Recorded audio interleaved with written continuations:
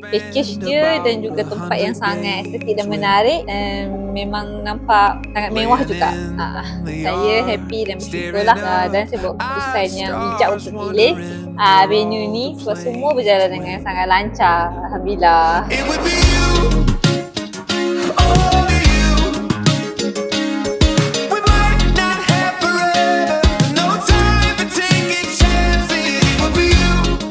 Muhammad Afiq bin Azman.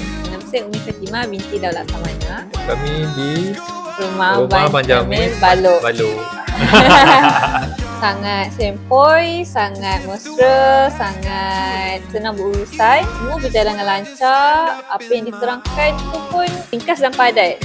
Kami kalau apa-apa nak berurusan memang open je terus. Memang stres lah. And then at the same time kan, Abang Remy ni kalau kita busy sangat kerja semua kan, kadang kita lupa tau nak update apa. Tapi Abang Remy ni jenis yang sentiasa follow up dengan kita. Jadi buat kita benda ni kita lupa lah nak remind dia. So itu yang best lah Abang Remy ni. Just follow up kita lah. MC wanita lagi merdu lah suaranya.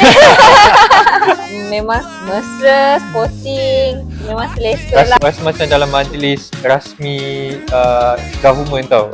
Sebab dia suara lunak dia tu kan. Lagi ceria majlis tu.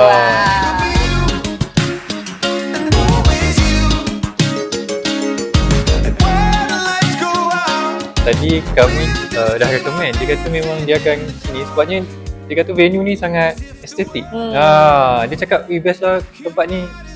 Bagi saya pula, kalau lah orang tu baru macam dalam satu family dia first time untuk buat majlis kan, kat sini memang dia akan guide kita daripada A sampai Z. Nak naik pelamin macam mana, nak pegang macam mana, nak salam siapa dulu, semua teratur. Sangat-sangat membantulah untuk siapa-siapa yang baru kali pertama, family tu baru kali pertama nak buat perkahwinan. 5 star lah. Definitely 5 star. Tak payah fikir panjang.